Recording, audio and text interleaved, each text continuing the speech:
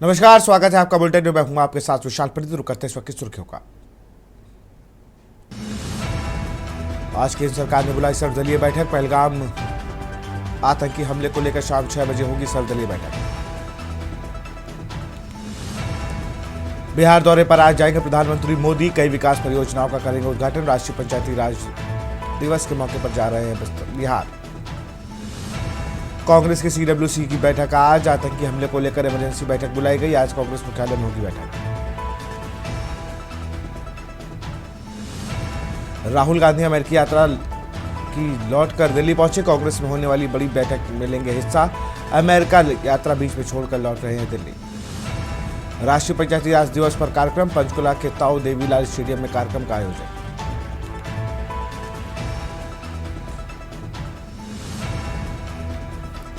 बिहार में गर्मी से राहत नहीं। 19 जिलों में गर्मी से राहत नहीं। 6 जिलों में हीट वेव की संभावना।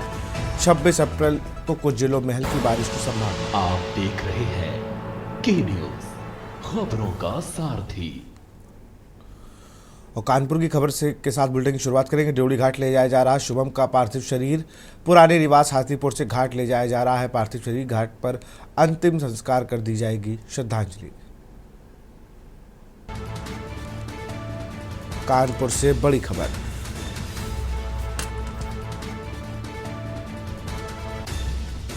ड्योढ़ी घाट ले जाया जा रहा शुभम का पार्थिव शरीर।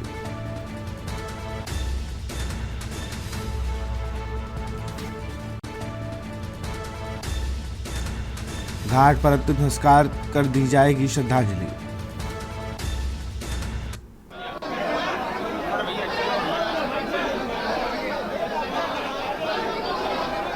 ड्योढ़ी घाट ले जाया जा रहा शुभम का पार्थिव शरीर।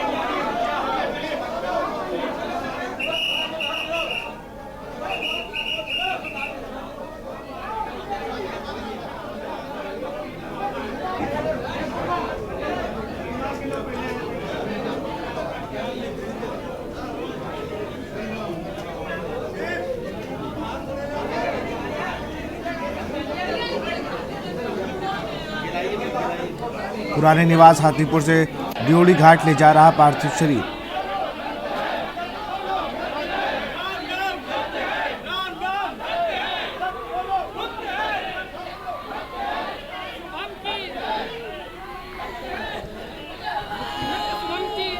ड्योढ़ी घाट ले जाया जा रहा है शुभम का पार्थिव शरीर। पुराने निवास हाथीपुर से ले जाया जा रहा है ड्योढ़ी घाट। घाट पर अंतिम संस्कार कर दी जाएगी श्रद्धांजलि। कानपुर से खबर आपको बता रहे हैं।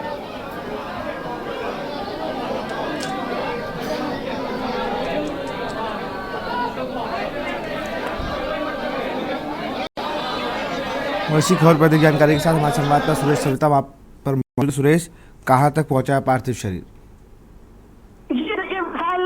किस तरीके का रोज रवाना हो रहा है ये तो हमने पहले ही दिखाया, लेकिन इनके पुराने निवास से, पैतृक निवास से पार्थिव शरीर निकल चुका है। कानपुर के ही ड्योढ़ी घाट जो महाराजपुर में स्थित है वहां पर उसको अंतिम संस्कार दिया जाएगा। और ड्योढ़ी घाट से बस कुछ ही दूर पहले पार्थिव शरीर पहुंच चुका है। और यहाँ पर अगर हम लोग बात करें लोगों की, तो भारी संख्या में लोगों का जो जमावड़ा है पार्थिव शरीर को श्रद्धांजलि देने के लिए सुबह से ही लगा था। और अभी भी विशाल आपको बता दें, जो भीड़ है वो बराबर बढ़ती जा रही। कहीं ना कहीं लोगों का जो पाकिस्तान के ऊपर गुस्सा है, जिस तरीके से कायराना हरकत कश्मीर के पहलगाम में हुई, उसको लोगों को जो लोगों को गुस्सा है उस तरीके के उसको देखा नहीं जा रहा है। लोग बराबर पाकिस्तान मुर्दाबाद के नारे लगा रहे हैं, पाकिस्तान हिजड़ा है, इस तरीके के नारे लगा रहे हैं। पाकिस्तान से जल्दी बदला तो ये भी कहा जा रहा है। लेकिन कहीं ना कहीं आज सूबे के मुखिया योगी के आने के बाद जिस तरीके से योगी जी ने खुली चेतावनी दी है कि जिन लोगों ने भी इस तरीके का कृत्य किया है उनको और उनके आकाओं को छोड़ा नहीं जाएगा।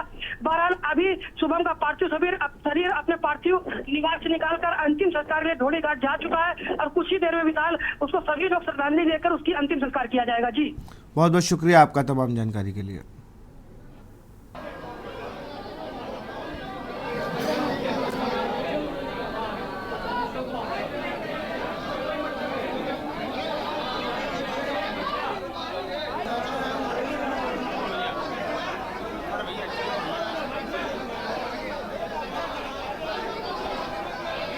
पुराने निवास हाथीपुर से ले जाया जा रहा है पार्थिव शरीर। घाट पर अंतिम संस्कार कर दी जाएगी श्रद्धांजलि।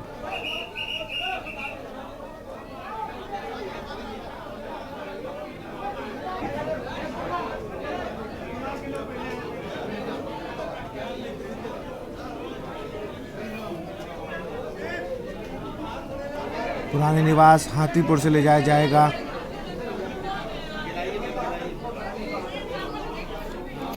देवड़ी घाट,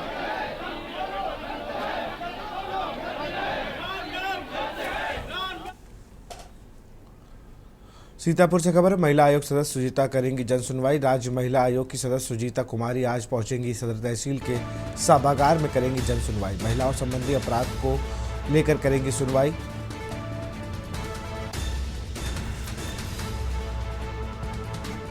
सदर तहसील के सभागार में करेंगी जन सुनवाई।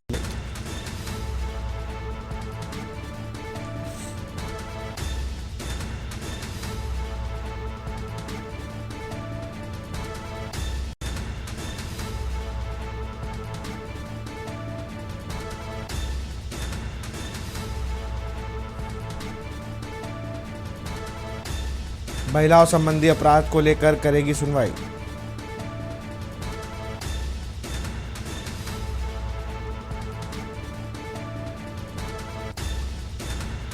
सीतापुर से खबर, महिला आयोग सदस्य सुजीता करेंगी सुनवाई।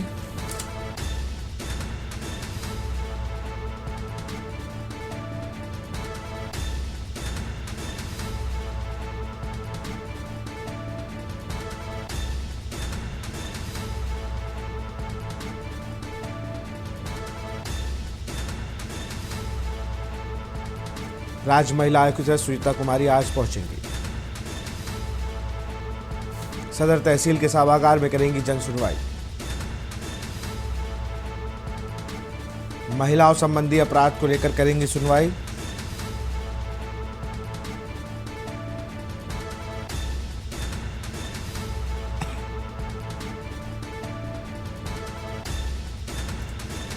औरैया से खबर, पेड़ पर लटका मिला युवक का शव। संदिग्ध परिस्थितियों में लटका मिला शव। खेतों पर काम कर रहे किसानों ने पुलिस को दी सूचना पर मौके पर पहुंची पुलिस।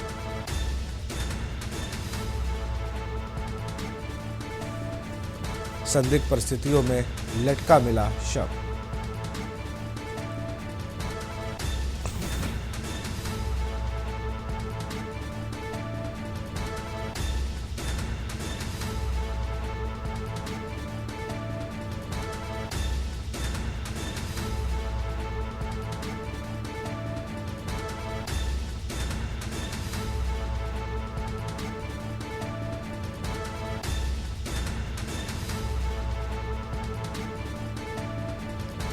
मृतक युवक अपने खेत में कर रहा था काम। जनपद भमूद थाना क्षेत्र के दसौरा गांव का पूरा मामला।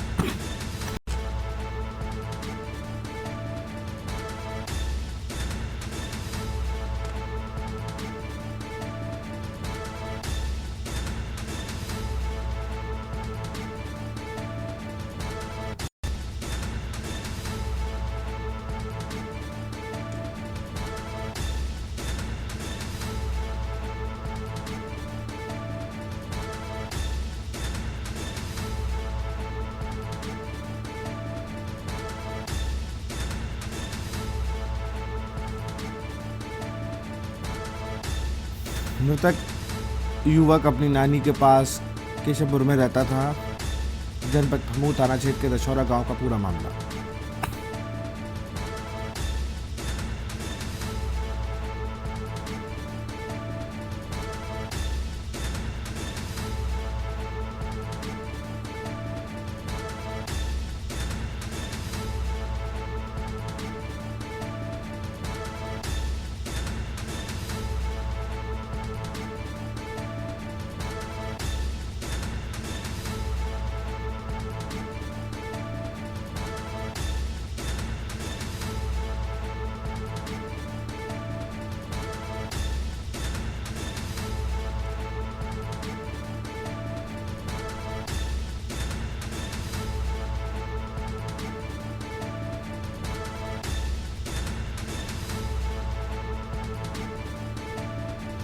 और औरैया से खबर, पेड़ से लटकता मिला युवक का शव।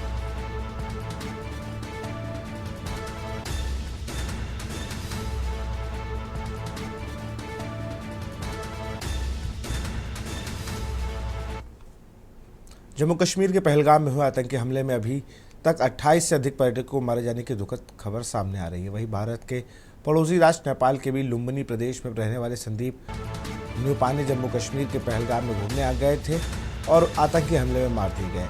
ऐसे में आज उनका पार्थिव शरीर महाराजगंज जनपद के भारत नेपाल के अंतर्राष्ट्रीय बॉर्डर सुनौली पहुंचा, जहां पर नेपाल प्रशासन और भारतीय प्रशासन की मौजूदगी में नेपाली मृतक युवक के पार्थिव शरीर को उनके परिजनों को सौंपा गया। इस दौरान महाराजगंज जिला प्रशासन की ओर से नौतनवा जिलाधिकारी Navneet Kumar, police circle officer Jaiprakash Tripathi, Nepal प्रशासन आला अधिकारी मौजूद रहे।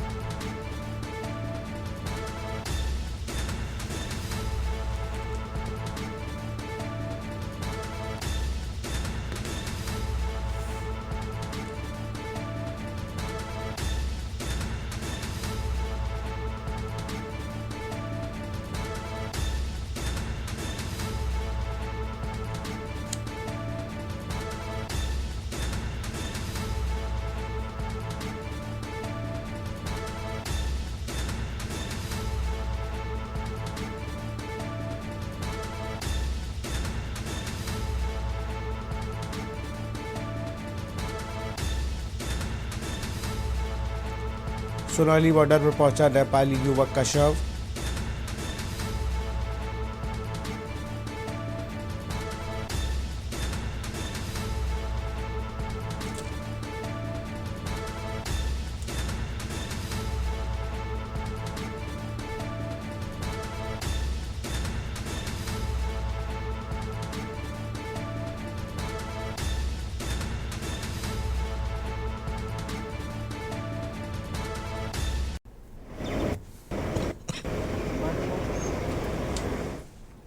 मथुरा के थाना गोविंद नगर इलाके मोक्ष धाम के पास बेखौफ बदमाशों ने व्यापारी को गोली मार दी। बताया जा रहा है कि एक कार्यक्रम में वापस आने पर घर आते समय आकाशवाड़ी स्थित मोक्ष धाम के पास व्यापारी को गोली मारी गई। व्यापारी हेमेंद्र गर्ग को उपचार के लिए अस्पताल में भर्ती कराया गया, जहां उपचार के दौरान व्यापारी की मौत हो गई। वही घटना को अंजाम देकर बाइक सवार 2 बदमाश मौके से फरार हो गए। फिलहाल व्यापारी की हत्या की घटना को अंजाम देने वाले बदमाशों की पुलिस तलाश कर रही है। व्यापारी की मौत के बाद व्यापारियों में आक्रोश का माहौल बना हुआ।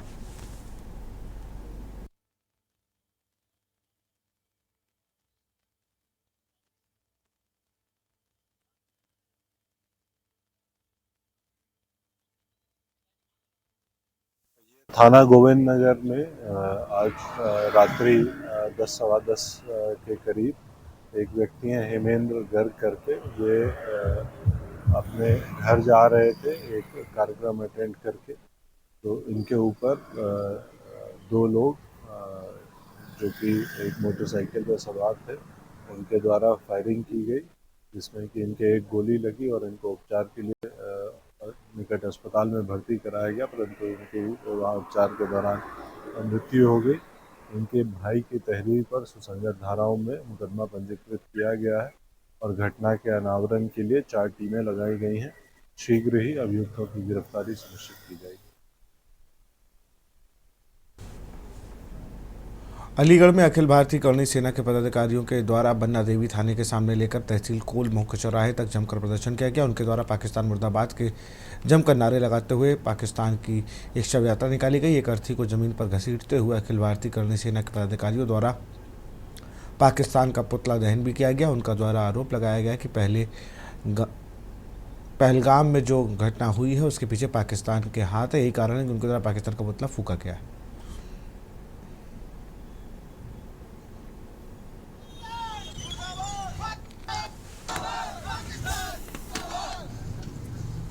कल जो पहलगाम में निर्दोष हिंदुओं की हत्या आतंकवादियों के द्वारा, उनको नाम पूछ कर, धर्म पूछ कर एक इरादे के साथ, एक उद्देश्य के साथ मारा गया कि हमें हिंदुओं को मारना है। उधर पाकिस्तान का जो सेना प्रमुख है मोहम्मद मुनीर करके है, वो भी यही बात वहाँ बैठ कर पाकिस्तान में बयान दे रहा है कि जो है जब से कश्मीर में धारा 370 हटाई है, 35 से हटाई है, तो अब तो हिंदुओं के साथ ऐसा ही किया जाएगा। वो इस तरीके का अनर्गल बयान दे रहा है। तो मुनीर से मैं ये कहना चाहता हूँ कि वहाँ बैठ कर मुँह मत चलाए। अगर हिम्मत है तो हिंदुस्तान में आकर दिखा दे। हिंदुस्तान का करोड़ों हिंदू युवा खुद जवाब दे देगा, तो तैयार बैठा है। और आज उसी के तहत आज हम लोगों ने पाकिस्तान की शव यात्रा निकाली है और उसके शव यात्रा का अंतिम संस्कार किया है। राज्यसभा विपक्ष के उपनेता सांसद प्रमोद तिवारी ने कश्मीर घाटी के पहलगाम में आतंकी हमले में 28 निर्दोष पर्यटकों की जघन्य हत्या को लेकर आतंकवाद की कड़ी आलोचना की। उन्होंने कहा कि पूरा देश इस समय एकजुट है और सीमा पार से आतंकवाद की पराकाष्ठा की निंदा करता है। राज्यसभा सदस्य प्रमोद तिवारी ने केंद्र की मोदी सरकार से कहा कि वह निर्दोष पर्यटकों की मौतों का बदला लेना के लिए आतंकवाद को बेहिचक कड़े से कड़े अंदाज में अविलंब जवाब दे। उन्होंने कहा कि इस आतंकी बर्बरता से यह भी सवाल खड़ा हुआ है कि पहलगाम के पर्यटकों के भीड़भाड़ के क्षेत्र में सुरक्षा का बंदोबस्त आखिर कहां था।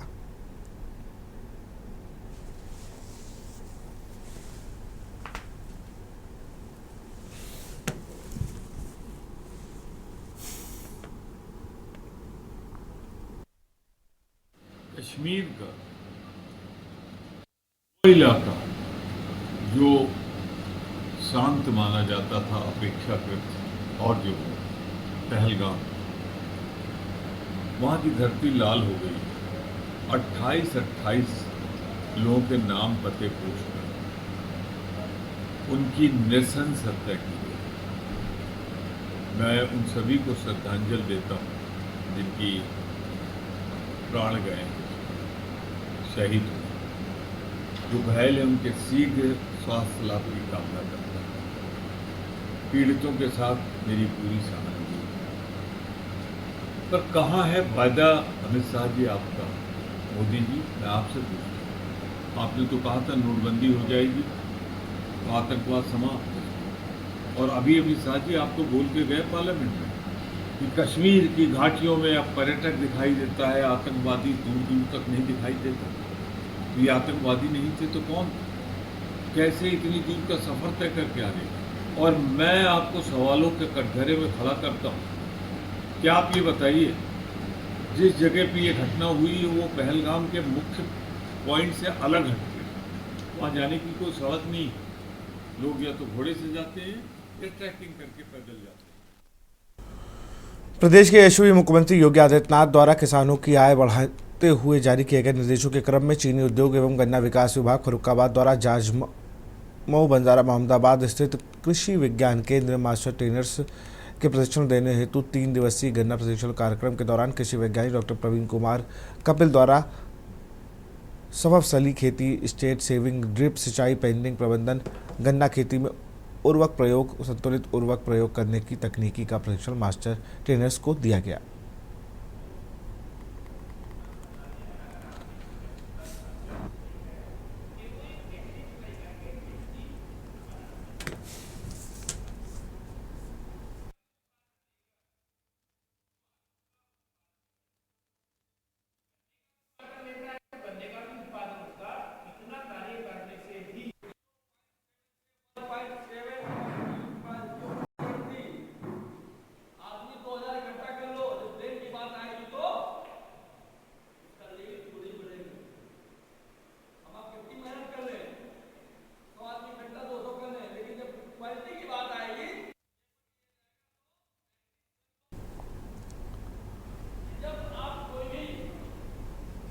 सोनभद्र से खबर है, नाबालिग लड़की से दुष्कर्म का मामला। समुदाय विशेष के युवक द्वारा किया गया दुष्कर्म। गिरफ्तार आरोपी मंजर खान ने किया भागने का प्रयास। आरक्षी की बंदूक छीनकर भागने का प्रयास किया। आरोपी मंजर खान के साथ पुलिस की हुई मुठभेड़। पुलिस की जवाबी कार्रवाई। आरोपी के पैर में लगी गोली। थाना पीपरी क्षेत्र अंतर्गत का मामला।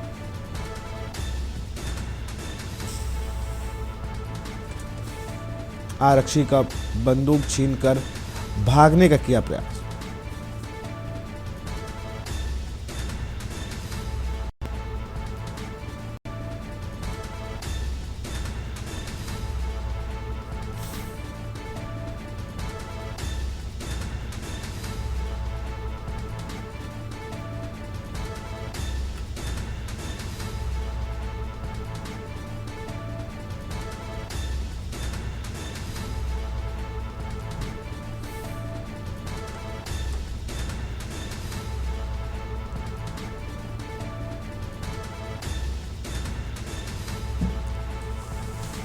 गिरफ्तार आरोपी मंजर खान ने किया भागने का प्रयास।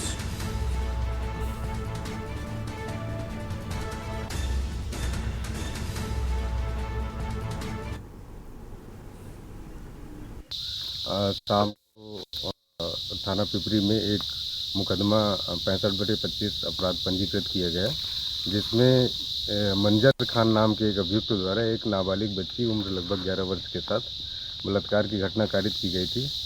रात को ही उसको पकड़ लिया गया और पकड़ने के बाद उससे पूछताछ जारी थी। घटना के दौरान उसके द्वारा जो कपड़े पहने हुए थे उसके बारे में पूछताछ की गई, तो उसको वो बता नहीं रहा था।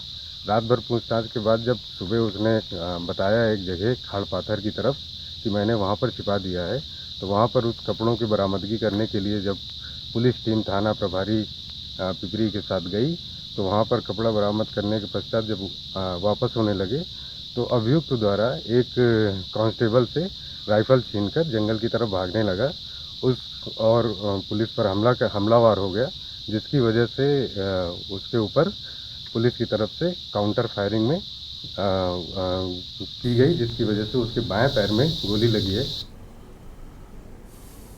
लखनऊ से खबर है। सीतापुर हाईवे पर भीषण सड़क हादसा। बरेली से अयोध्या जा रहा था कार से परिवार। कार सवार 5 लोगों की हादसे का शिकार। हाईवे किनारे गेहूं लदी ट्रैक्टर में घुसी कार हुई हादसे का शिकार। ड्राइवर की झपकी लगने से अनियंत्रित हुई कार। हादसे में बुजुर्ग और बेटे की दर्दनाक मौत। ड्राइवर, बहू और 7 साल का पोता अस्पताल में भर्ती। बरेली जिले के सुभाष नगर थाना क्षेत्र का रहने वाला है परिवार।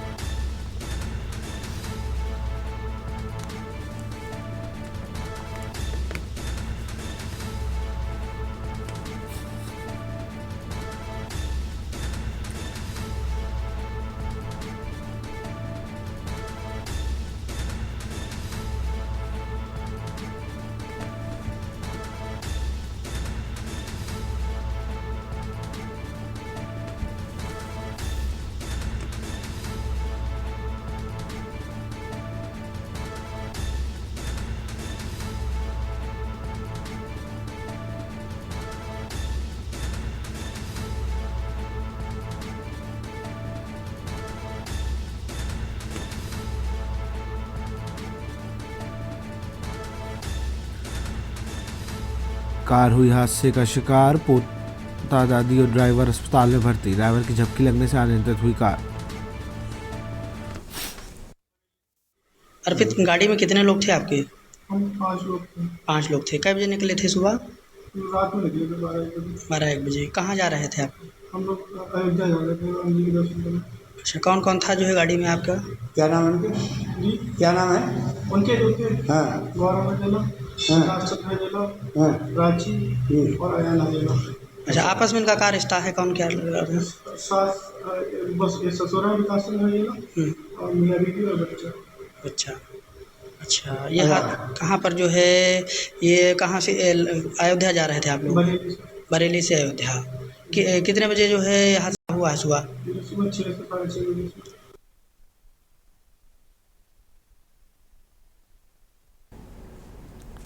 कालसन से खबर है। दबंग ने 3 लोगों को मारी गोली। मामले विवाद को लेकर चलते मारी गोली। गोली लगने से पिता, पुत्र व भतीजे गंभीर रूप से घायल। तेज रफ्तार बाइक चलाने से रोकने पर हुई मारपीट। दबंग ने अपने पिता की लाइसेंसी बंदूक से किया फायर। चिकित्सकों ने 3 घायलों को किया हायर सेंटर रेफर। घटना के बाद से आरोपी कौशल व उसका पिता हुआ फरार। पुलिस आरोपियों की तलाश में जुटी।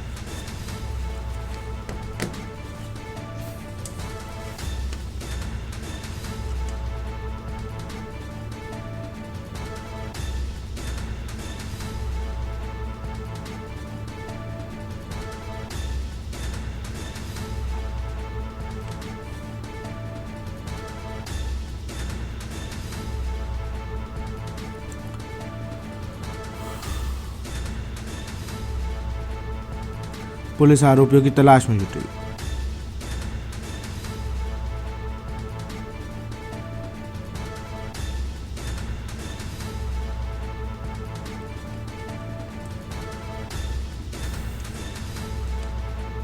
गोली लगने से पिता, पुत्र और भतीजे के रूप से घायल।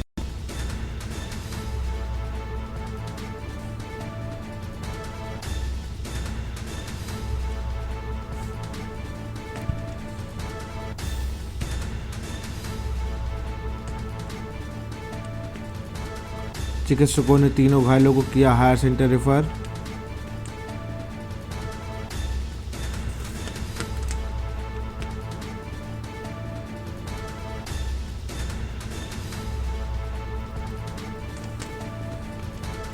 कासगंज से खबर, दबंगों ने 3 लोगों को मारी गोली।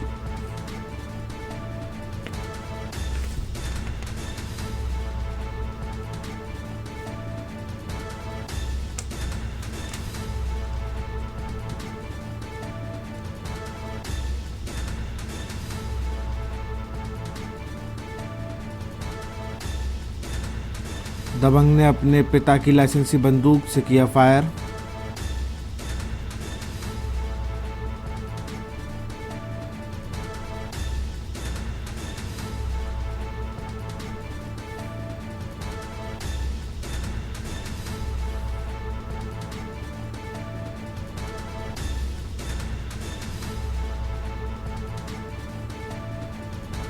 कासगंज से खबर, दबंगों ने 3 लोगों को मारी गोली।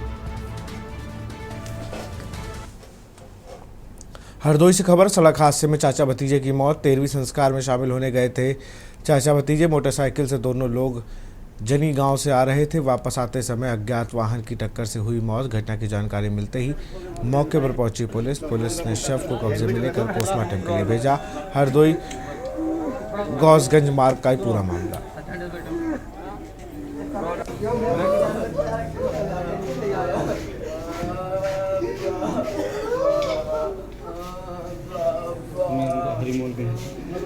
हरिओम अजेंद्र सिंह। हमने कौन को मिलाया प्रधान को, कौन बोले हाँ हमारे गांव के खतरे हैं, हम आ रहे हैं सूचना को पहले फोन कर दो और आप बाद में आओ। फिर पता चला कि एम्बुलेंस जा चुके थे, एम्बुलेंस से लोड करा करके यहाँ लाएगा। हाँ फिर घोषित कर दिया। अब हम तो इनके एम्बुलेंस वालों को एक पर्स मिला, पर्स में इनका वो था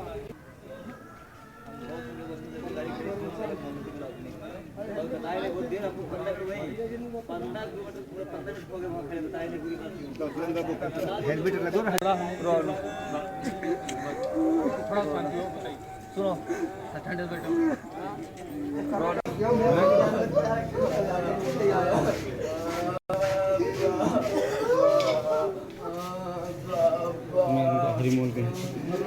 हरिओम अजेंद्र सिंह। तो हमने कौन को मिलाया प्रधान को, कौन बोले हाँ हमारे गांव के खतरे हैं, हम आ रहे हैं सूचना को पहले फोन कर दो और आप बाद में आओ। फिर पता चला कि एम्बुलेंस जा चुके थे, एम्बुलेंस से लोड करा करके यहाँ लाएगा। हाँ फिर घोषित कर दिया। अब हम तो इनके एम्बुलेंस वालों को एक पर्स मिला, पर्स में इनका वो था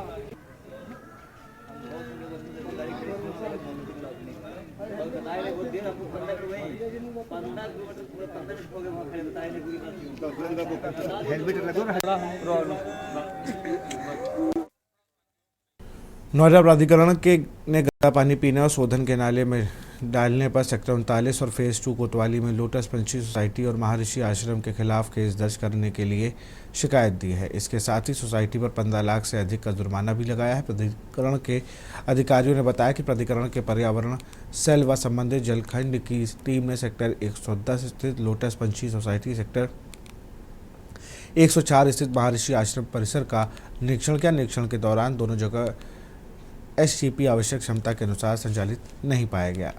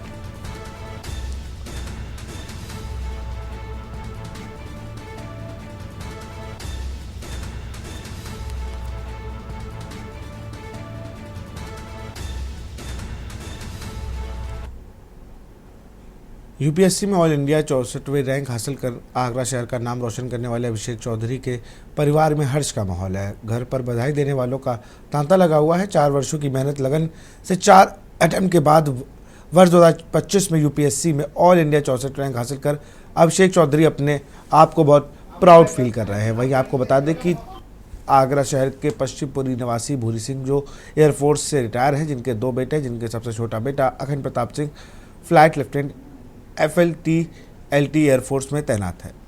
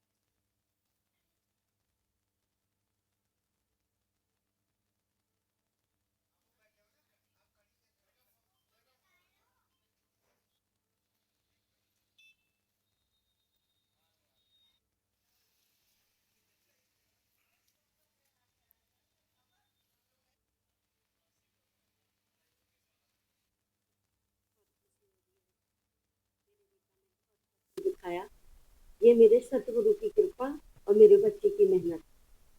बहुत मेरे सतगुरु माता सुदीक्षा जी धनकारी बाबा ने उन बहुत कृपा गुरु की कि आज मेरे बच्चे को IAS बना दिया। मुझे बहुत खुशी हो रही है। 2 दिन तो नींद नहीं आई, लेकिन आज खुशी से भी नहीं आई और पता नहीं कैसे नहीं आई, लेकिन आज मुझे बहुत अच्छा लग रहा है। मेरे बच्चे ने अपनी उपलब्धि बस पूरी कर दी और यही चाह रहा था। ये शुरू से ही बहुत पहले जब तक हम गुरु से नहीं जुड़े थे, उससे पहले किसी ने बोला था इसके डैडी से कि इसका कभी हाथ मत दिखाना, लेकिन आज मेरे सतगुरु ने बहुत पूरा सब कुछ कर दिया। आज मुझे बहुत खुशी है, क्योंकि मैंने इससे सत्संग जी यही मांगा था कि मेरा बच्चा जो चाहता है माता जी वो पूरा करना। आज उसने पूरा करके दिखाया। उसकी मेहनत और मेरे गुरु का आशीर्वाद। बहुत अच्छा लग रहा है। उसकी मेहनत थी, उसने मेहनत की, 4 साल से लगा हुआ है इसमें, तो उसका जैसा ध्यान था परमात्मा ने उसको वही दिया। उसे IAS बनना था तो बना दिया। माता जी कृपा की परमात्मा ने कि IAS में तो बहुत है। और सभी लोग आए तो उससे और उत्साह हो रहा है, इमोशनल भी हो रहे हैं हम लोग। जब रिजल्ट आया तो हम सबको आंसू भी आए खुशी में। बहुत अच्छा लगा। मेहनत से हर मुश्किल आसान होती है और हर मुकाम पाया जा सकता है, और ये एक उदाहरण है। और आगरा का नाम रोशन किया है अभिषेक चौधरी ने। और अभिषेक चौधरी ने यूपीएससी में 64 रैंक पाई है। उनके पास मौजूद है और जानना भी चाहेंगे, क्योंकि तमाम लाखों बच्चे ये तैयारियां करते हैं और कुछ ही लोगों को ये मुकाम हासिल होता है। तो अभिषेक चौधरी से ही जानते हैं कि क्या इस पूरे मामले में क्या कहना है उनका।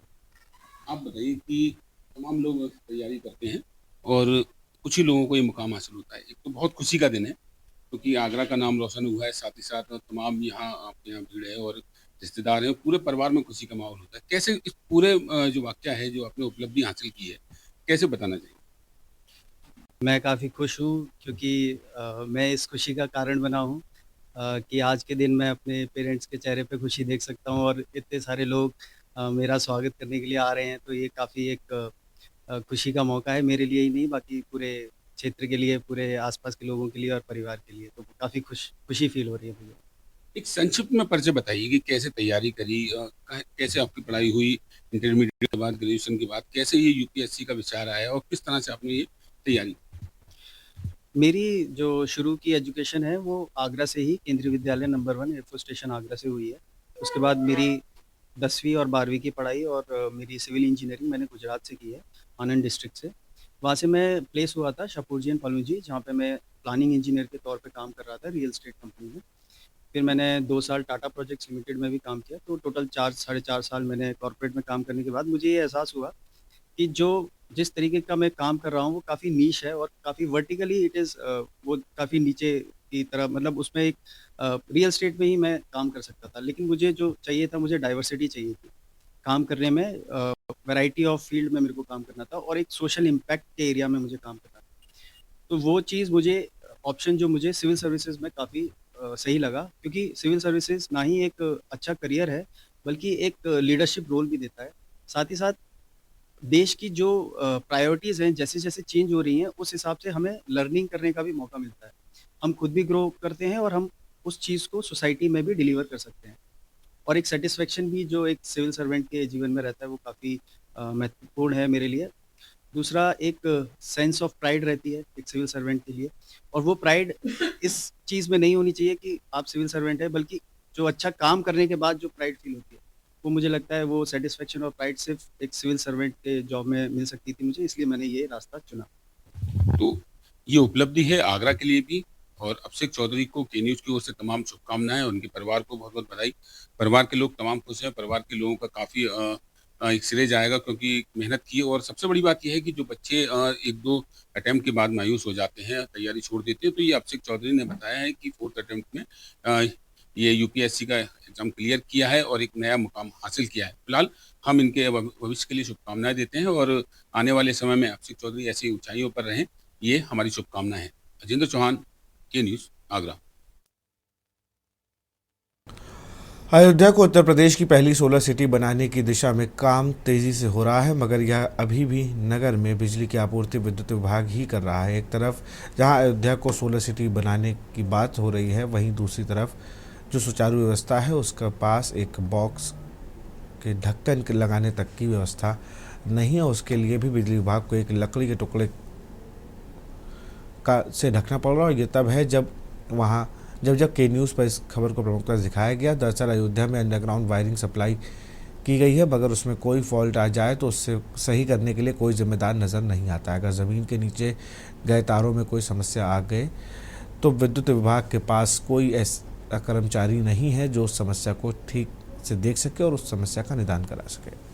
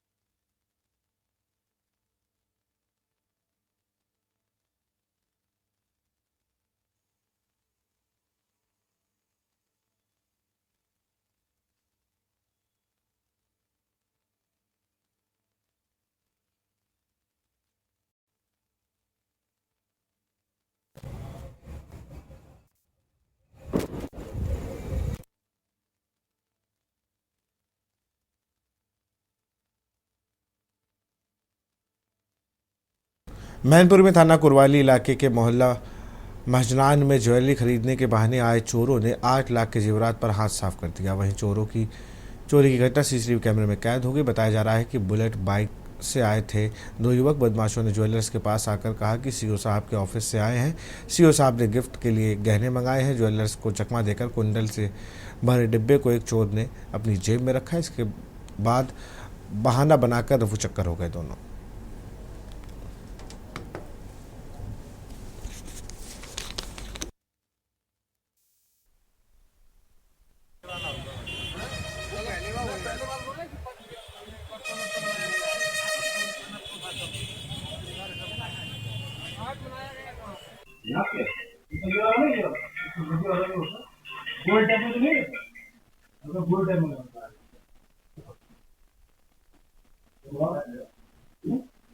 काम करो, मैं साड़ी वगैरह लेकर आता हूँ बेटा, साड़ी वगैरह लेकर आता हूँ ना।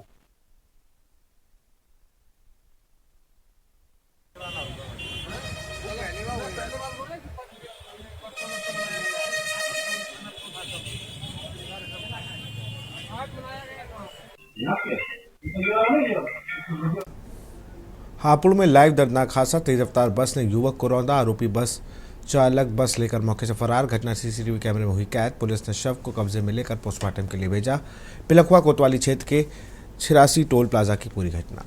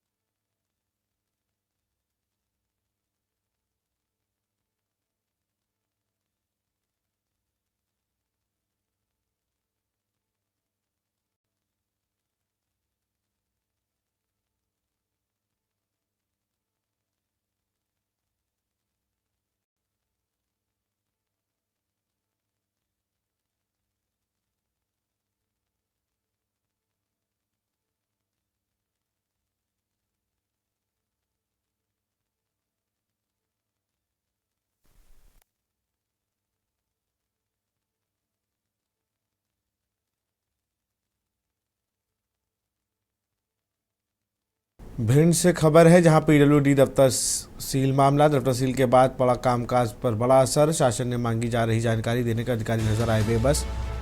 दिन भर कर्मचारी भी बैठे रहे बंद दफ्तर के बाहर। न्यायालय के आदेश से दफ्तर को कुर्क कर किया गया था सील। एक कर्मचारी ने ग्रेजुएटी न देने पर कोर्ट में लगी थी याचिका। कोर्ट ने पीडब्ल्यूडी के अधिकारियों को दिया आदेश। कर्मचारियों का भुगतान करने का दिया था आदेश। आदेश अफसरों ने भुगतान करने से किया था इनकार। पहले भी 2 हाई कोर्ट के आदेश पर 2 बार हो चुका है सील।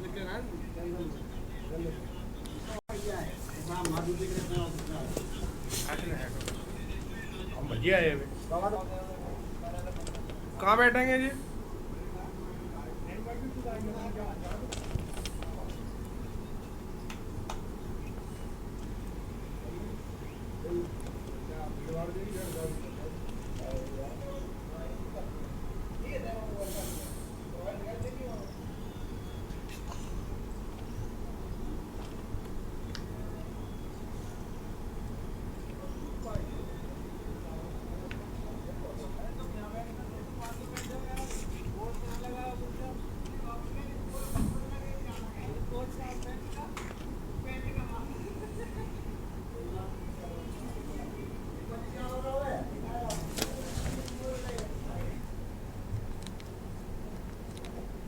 मुख्यमंत्री डॉक्टर मोहन यादव ने जम्मू कश्मीर के पहलगाम में पर्यटकों पर हुए आतंकी हमले में मृत इंदौर के स्वर्गीय सुशील रथनियाल के पार्थिव शरीर देह पर पुष्प अर्पित कर श्रद्धांजलि दी। मुख्यमंत्री डॉक्टर यादव ने एयरपोर्ट इंदौर में शोकगुल परिवारजनों से मिलकर अपनी शोक संवेदनाएं व्यक्त की। मुख्यमंत्री डॉक्टर मोहन यादव से मिलते ही उनके परिजन फूट फूट कर रो पड़े। मुख्यमंत्री डॉक्टर यादव ने परिजनों को दिलासा दिलाया और कहा कि दुख और शोक से इस घड़ी में न केवल प्रदेश अपितु पूरा देश के उनके साथ है।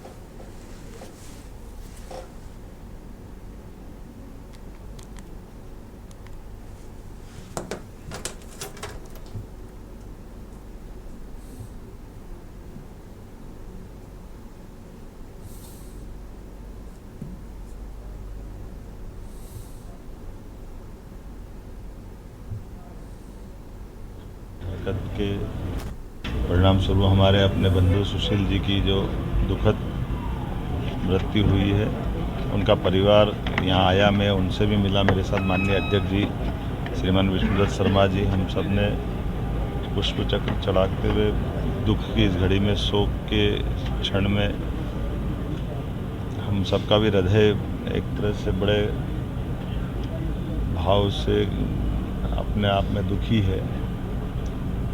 उनकी पत्नी बता रही कि गोली मारने के पहले कलमा पढ़ने की बात कही कि कलमा पढ़ो। अब उन्होंने कहा हम तो क्रिश्चियन हैं, हमको कलमा पढ़ना नहीं आता है। बेटी अलग घायल हो गई, बेटा भी साथ में था।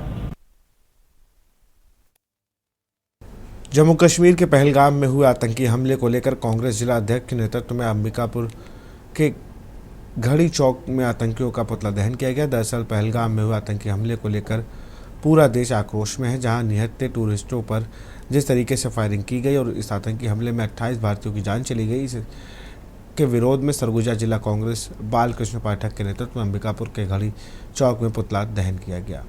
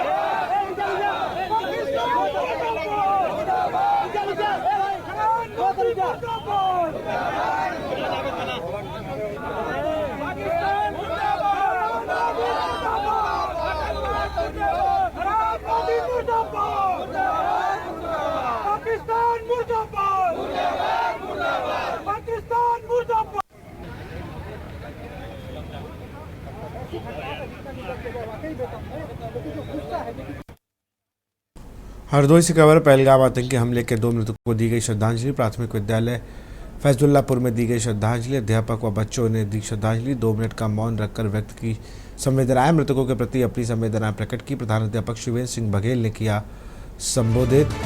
प्रधानाध्यापक ने बच्चों को किया संबोधित। आतंकियों ने देश की शांति व एकता पर हमला किया। सरकार आतंकवाद के खिलाफ निश्चित ही कठोर कदम उठाएगी।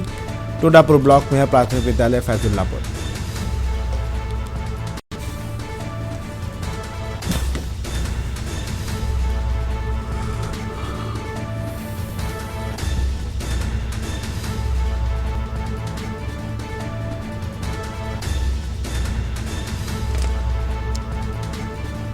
प्रधानाध्यापकों ने किया, आतंकी ने देश की शांति व एकता पर किया हमला।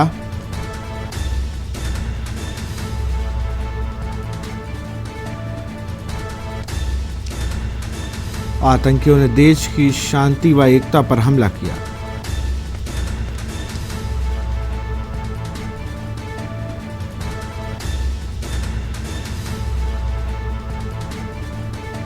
टोडापुर ब्लॉक में है प्राथमिक विद्यालय फैजुल्लापुर। हरदोई से खबर, पहलगाम आतंकी हमले में मृतकों को दी गई श्रद्धांजलि। प्राथमिक विद्यालय फैजुल्लापुर में दी गई श्रद्धांजलि।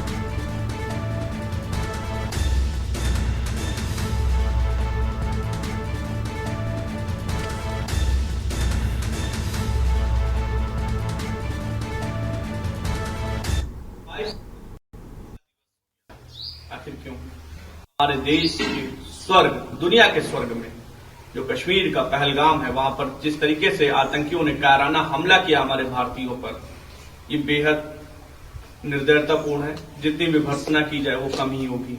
हमें पता है कि हमारी भारत सरकार कुछ न कुछ तगड़ा जवाब देने के लिए तैयार है। ऐसे मौके पर हमने अपने बच्चों के साथ श्रद्धांजलि सभा अर्पित की और मृतकों की आत्मा की शांति के लिए शांति पाठ किया। हम चाहते हैं कि इस समय जब एक ऐसा मौका है, हम सभी भारतीयों को जाना चाहिए और उन परिवारों के साथ खड़े होना चाहिए जिन्होंने अपनों को खो दिया है। हरदोई से खबर, दर्जनों हरे पेड़ पौधों पर चला आ रहा डाक बंगले की सफाई के नाम पर काटे जा रहे पेड़ पौधे जिम्मेदारों की मिली भगत से चलाया जा रहा आरा मामले को लेकर जिले के जिम्मेदारों अधिकारियों ने साधी चुप्पी। जनपद के पाली कस्बे का पूरा मामला।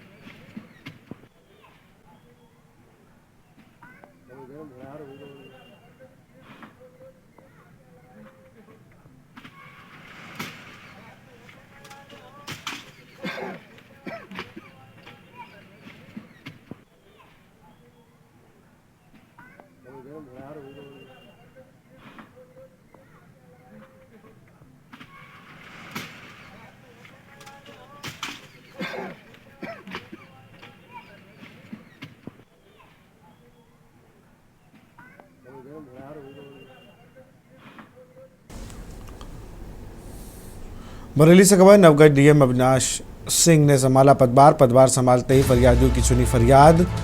डीएम ने बरेली की जनता को किया आश्वस्त, किसी प्रकार को नहीं होने दिया जाएगा कानून से खिलवाड़, शासन की मंशा अनुरूप किया जाएगा जिले भर में कार्य, जीरो टॉलरेंस की नीति के तहत किया जाए कार्य, स्वास्थ्य शिक्षा समेत सभी विभागों पर रहेगा फोकस। जीएम आज कर सकते हैं विभागीय अधिकारियों के साथ बैठक।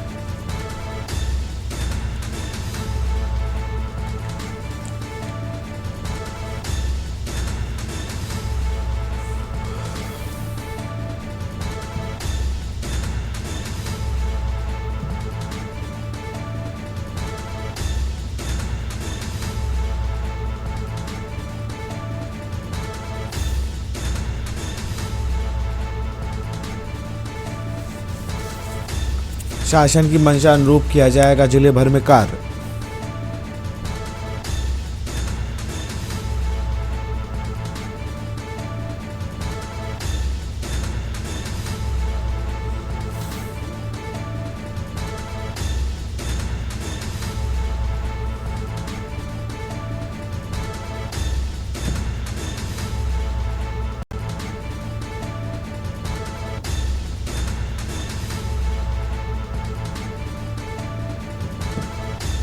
पदभार संभालते फरियादियों की सुनी फरियाद। डीएम ने बरेली की जनता को किया आश्वस्त।